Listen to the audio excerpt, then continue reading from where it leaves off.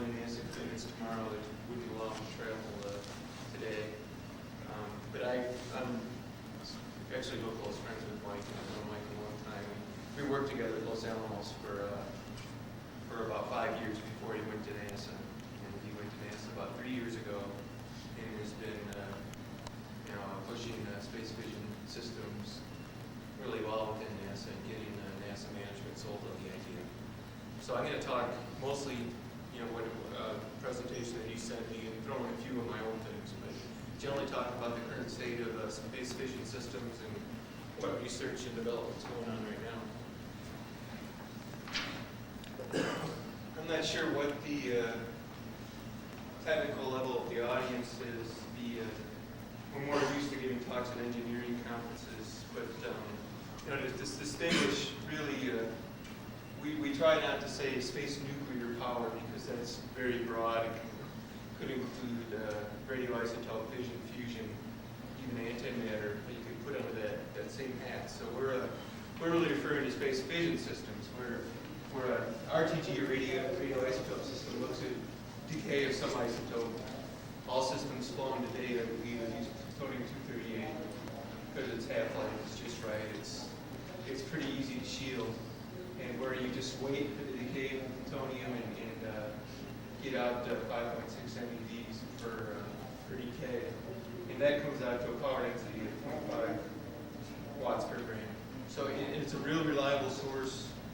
Established technology, been used great, very safe. They developed very good casings for this stuff. And so it's a nice technology, but it's limited in its power density. You really can't get beyond this point, even if you had engineered the perfect system. So it's a dead end for higher power missions because it becomes too massive. It's still very valuable for lower power missions or for heating of spacecraft and such. But what we're talking about is our fission systems, where you take a heavy atom. And if it encounters a neutron, there's a chance it's going to split up as it becomes unstable. So you get two fission products, we call them, or product nuclei, and a bunch of neutrons off, and that's how you can get your chain reaction going. As long as one of those neutrons hits another U-235 and causes fission, then you've got a critical system and you're producing energy. And there have been lots of U.S. programs in fission systems over the last 50 years. Unfortunately, only one has flown STAM 10A in 1965. The Soviet Union flew about 30, most of them via Rorschach, very small power fission systems, and two Topaz systems, which were higher power. If you look at the past of why we haven't made a whole lot of progress in fission systems, the main thing is just every program the U.S. has attempted has really become too expensive or dragged on a little too long. And if you go through, I guess I have a chart later on, Mike does something, what systems have been proposed. And usually it was a case of trying to extend the technology too much, trying to do too many things for too many users. And so that's what we're trying to avoid with the current program. It's the nice thing about fission is it's got a very high energy density. So if you can engineer the system well, you can produce a lot of power for a small amount of mass. And this is an example of what a space reactor might look like. And here we would have all these pins would be fuel pins that have uranium in them. And so you would, as the fission took place in one of these pins, you'd get neutrons bouncing around the system. And this is a neutron reflector that reflects a certain amount of neutrons back and try to keep the reaction going. This is a control drum. So this is a neutron absorber. And that's how you control the system and keep it so it's producing power at the level you want by turning these drums. If they're turned all the way in, this neutron absorber is going to soak up enough neutrons that you're not going to be able to keep your critical chain reaction going and the reactor won't operate. And so that's basically the gist of it. Fission is a very simple thing. You just have to put a certain amount of material in the right geometry and you'll get power. We know that. We've demonstrated that for 50 years now. So it's an engineering problem that's easily solvable. It's not any unknown quantity. And there's issues with it that I'll talk about in a second. And again, this demonstrates the energy density thing. If you take 1 coffee cup versus of uranium-235 metal, that equals the energy of 50 giant space shuttle engine tanks. So that'll get most NASA's people attention from the start. I mean, the potential is huge. I mean, it's really, there's no way you could effectively get the whole, that whole amount of energy out of there. But you can, the better you engineer, the more you get. And so it's really a matter of getting the heat out of the material that's the challenge. And the fission reactor can usually produce as much energy as you want. You're usually limited by heat transfer, how much energy you get. You know, there's university reactors, small reactors all over the country and the world. That's the size we're talking about. We're talking garbage can size reactors, not big power plants. There's a lot of experience there. And then of course the Navy has a great experience and they've done very well with nuclear power. And so it's really again, it's the cost. Really the public biases and fears and political programmatic issues haven't really been a reason why fission reactors haven't taken off. It's been that program managers haven't wanted to take the risk of a technology that's proven to be inexpensive and hasn't paid off. And anytime anyone's tried to get launch approval for an RTG or a reactor, it's been approved. And the politics haven't been a big issue. The Cassini can get launched, the reactor can get launched very simply as because they're non-radioactive at launch. The whole reactor, kind of we're thinking about it as the same amount of radioactivity as about a truckload of New Mexico dirt. You know, it doesn't pose a threat at all. It's really the concern if it turns on when it's not supposed to. And so you engineer the system with a lot of safeguards and redundancy so that it won't go off. I mean, it won't go. I was getting ready to make the analogy that we've done a good job with weapons, making sure they don't turn on when they're not supposed to go off and stuff. They have the wrong term. I mean, there's no way you can make these things explode. I mean, they did in the old Rover days. They made a lot of modifications to reactors so it could insert enough reactivity in the system to explode. But these systems, there's no way you could ever make it explode even if you wanted to. So but it's easy to engineer it so we can be sure it's not going to operate when we don't want it to. You have to consider all sorts of launch accidents. If it falls into the ocean, if it gets surrounded by wet sand, the reflector gets blitzed off, launch pad fires. I mean, you do have to put in a lot of engineering to ensure that it's not going to go critical when you don't want it to. And that's not even if it does go critical in the ocean, it's really not going to be much of an event. It's just a little burp. I mean, it's not very much energy release at all. So but still, for launch approval, we're pretty sure we're going to have to guarantee that it doesn't go critical. And I mean, the nice thing about reactors, insensitive to solar proximity or orientation, radiation environments, all sorts of things. And it scales well to very high powers. And again, that's the energy content. It's real nice.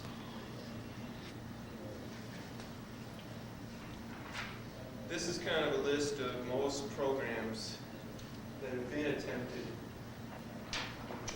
And it's a long list where a lot of good technology has been developed. But again, SNAP is the only system that ever flew in the United States. They have the NERVA rover program at primarily Los Alamos. It was a great program where they did the testing in Nevada for nuclear thermal rockets. But that was in an environment where you could test openly in the atmosphere and turn around nuclear tests very quickly. The environment has changed a lot environmentally and politically, such that a nuclear thermal rocket program would be pretty expensive these days. And we're more focusing on smaller power reactors and then to move on to nuclear thermal rockets later.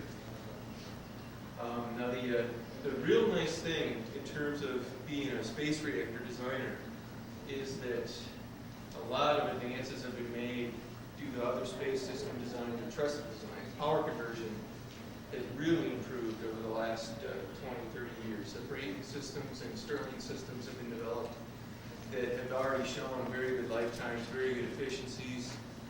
And there's also potential for Amtech or other static systems that might be nice, but we're taking advantage of that. Deployable radiator, there's been a lot of technology developing, making radiators lighter weight and more efficient, lightweight structures. So this is what's making the job of a space reactor designer a lot easier. We don't have to push the technology of the reactor per se to get a nice attractive system. We just have to have some clunky, I don't know what the right word is, reactor, to provide some heat to these more advanced radiators and power conversion systems to get a very nice, attractive system for use in space. All the systems we need currently exist for developing a system. In the launch approval process is in place. That's the executive branch would approve launch approval, and normally goes to the National Science Advisor.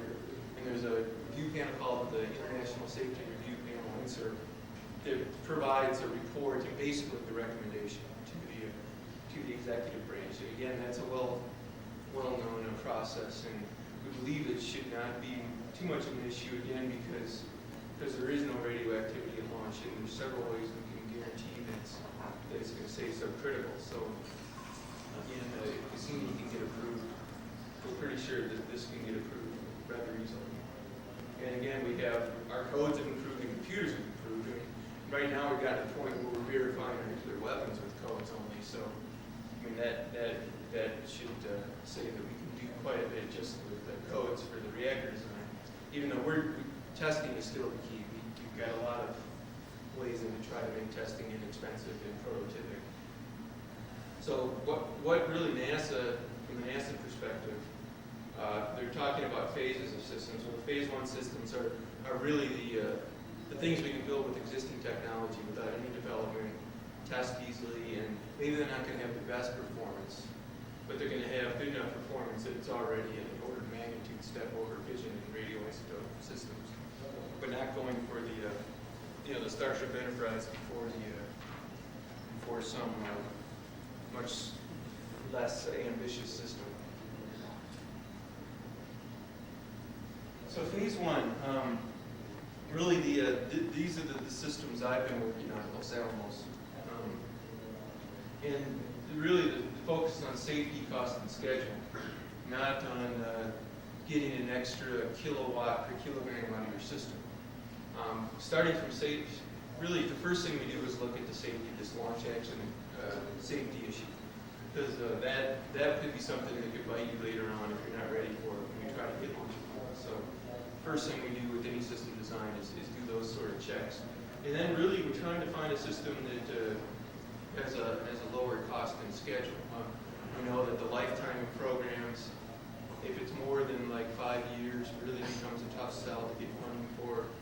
And if we want to keep the cost in the order of a couple $100 million instead of $1 billion, because that's really a big step change in today's funding environment. We want to use existing nuclear fuel and other existing technologies. A fuel development program can be very costly, and we'll definitely want to do that for future systems. But we want to do. We've got plenty of good fuel established with the old programs that have been benchmarked and been proved to have lifetimes much longer than we need for a first system. So that's something we will decrease cost. We want to use existing facilities. We don't have to go build a new facility or modify a facility, because especially nuclear facilities can become very expensive. And then we want to have all the fuel-clad supporting components, control drum drives, basically the whole system, be shown to, or at least have an experimental database that shows it will operate up to the lifetime we want to, based on temperature, power densities, burn off, radiation, and all the operating parameters. Now, this is one that we've really focused on, is highly testable in a non-nuclear mode. And that was really a lesson learned from one of the Russian programs, the Topaz. If you can just put resistance heaters in, say this is kind of what do our modules look like, what I'll talk about in a second. But if you can just put resistance heaters in where the fuel might be, and reproduce the power density profile of your fissions, then as far as the rest of the system is concerned, the temperatures and heat fluxes are all the same throughout the whole system. And so really you're simulating the entire system except what kind of damage you might expect from neutrons and gammas floating around the system. And because we're at such low power densities and fluences of these particles, then and we have established databases for the materials handling these environments. We're pretty confident the system's going to work and run to its lifetime just based on these electrical heated tests. And so you can do all your development of your entire system with the electrically heated tests and do a lot more tests because it's orders of magnitude cheaper to do electrically heated tests than it is nuclear ground tests. And so this is really a way to cut the cost and increase the reliability of the system. And as even a bigger point, I believe, is that you can test your actual flight unit out. If you can test the system prototypically with resistance heaters, you take your actual flight unit at the Cape, give it a full shakedown and test with your resistance heaters, make sure it all works. For other kinds of reactor systems, you might, in order to know the system works, you might have to turn it on and run it at full power, which then it becomes radioactive, and then you can't really launch it anymore. So it's got to be a system where you can do the electrical heated testing, where you can really test the flight unit before you can launch. And also, we want to do a lot of technology development before we even try our first nuclear test and prove out the system's going to work. And we've done a lot of that already, so that you're not going to make a big investment before you're confident the system's going to work. And of course, there's tons of missions. I think I got a slide on that next.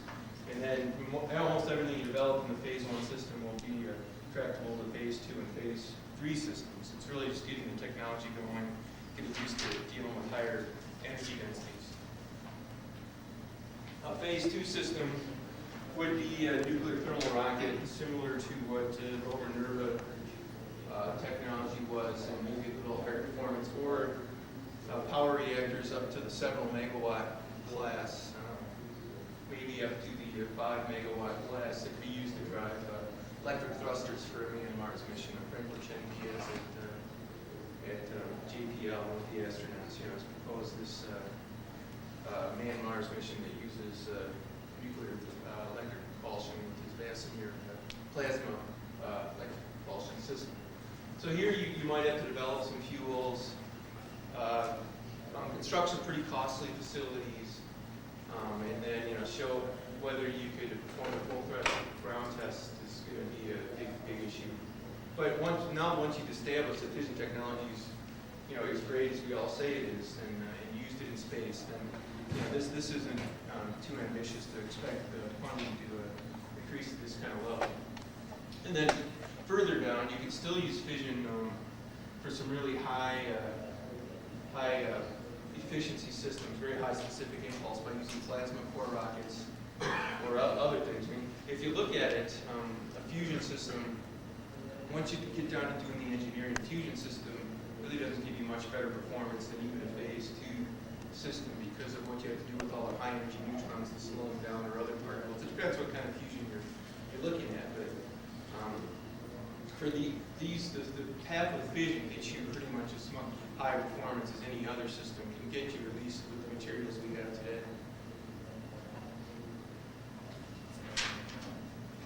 And so we've been focusing mostly on electric propulsion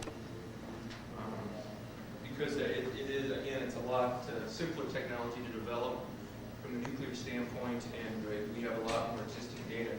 Where you basically have your fission source going to an electric power converter, whether it be thermal electrics or thermionics, or if you want higher efficiency, going to dynamic cycles like Stirling or Brayton, which I mentioned before. We've had a lot of good progress recently. Then you take some of this power, electric power, and go to your spacecraft, and the rest just goes to your thrusters. And you bring along some xenon or other propellant, just use electric or magnetic fields to accelerate the stuff. And you can get these up to such high velocities that you're getting very high specific impulse, which is basically your miles per gallon of your propellant. So you might be using your propellant 10 times more efficiently with this system than a chemical system. Usually ISP of about 500 seconds is the units, and for a NEP system, I think Deep Space One has demonstrated that 2,000 or 3,000, 5,000 is pretty easily attainable, and you go up from there. And then you have your heat and ejection heat through the radiator, and then to provide some process heat to your subsystems.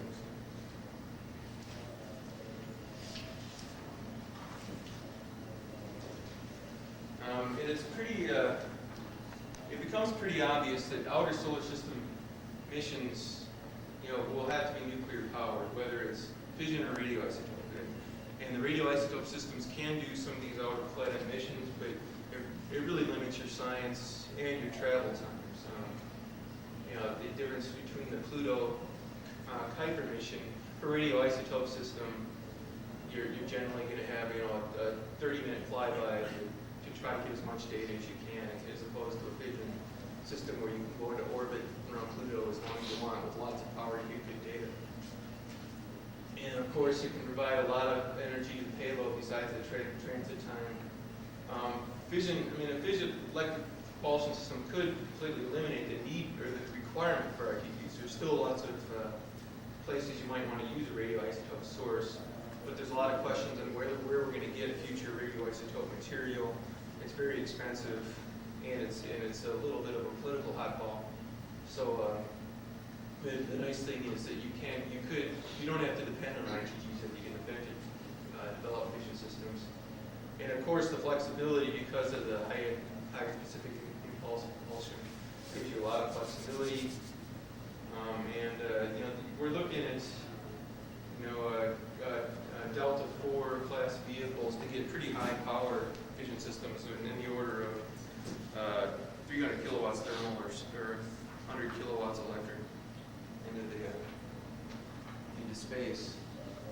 What Marshall has done, a lot of good stuff, and there's a lot on here. But the main things is really the core that we at Los Alamos built, which is this core and this core, 30 kilowatt stainless steel core heat pipe cooled reactor. And I'll go into that in the next slide. But they're really going along the path of demonstrating the technology as much as possible, where we built this core, and then we attached a Stirling engine to it, and then now it's a JPL, and they've got it set up and producing electricity JPL. They're just waiting to attach a spare deep space 1 ion thruster to it. So it'll be an end-to-end demo where the resistance heaters, which are being plugged in at the end of the core, are simulating the fission energy. But again, as the rest of the system is operating, it doesn't care. It's a lifetime issue when you have the neutrons and the gammas in the core hitting your materials, but it really, from a steady state point, at the beginning of life, it'll perform exactly the same. And then as you move on, as your components age, it's a little difference between the nuclear operating system and the electrically operated system. But our fluxes and fluences are so low that we don't hit that limit for tens of years. And what all the systems that NASA is considering now for these fission systems with these tests is the heat pipe power systems, where we have, this is just electrical conduit, but it was welded in my cousin's garage just to give an idea of what the dimensions are. Say you'd have 12 of these modules in this core, but this is a heat pipe. And heat pipe is just a sealed tube with a two-phase fluid in it. You say you would seal this and you have some fluid down here that boils down at the bottom where heat comes in, and it condenses on this end where the heat is drawn out. If you just had it like this without anything inside, it would be called a thermal siphon, kind of like your boiling pot on the stove. You put a lid on it, it gets hot awful fast because you got the vapor coming up, condensing on it, transferring heat, and then dripping back down. In a heat pipe, what you have is a wicking structure, which uses the viscous or capillary forces of the fluid that'll draw the fluid. You can run it like this, and the wick will draw the fluid back up to the evaporator region where the heat comes in, and then the vapor will travel down here and condense where you have some kind of cold surface drawing the heat out, which is your power conversion. And in this case, you would have standard fuel tubes, which have been used in fission reactors, tested ad nauseum, basically. And so you would have fission fuel in these tubes. The fission energy would be produced, and it would be transferred to the heat pipe, which you take it out to your power conversion. So it's pretty simple. This is about the actual size of one of these modules. This is about this is the actual size of one of our cores, and this is actually a bigger core. This is This is a core that's designed for the Mars surface, which uses stainless steel just so in low temperatures so it can operate in the Martian environment. And this is actual size. This is a 100 kilowatt thermal. We've got a 15 kilowatt core that's even quite a bit smaller. And so you can see it's a small thing. This here's a reflector in the ground. It's about 40 centimeters high. The whole system, we went through an exercise recently with St. D and DOE for design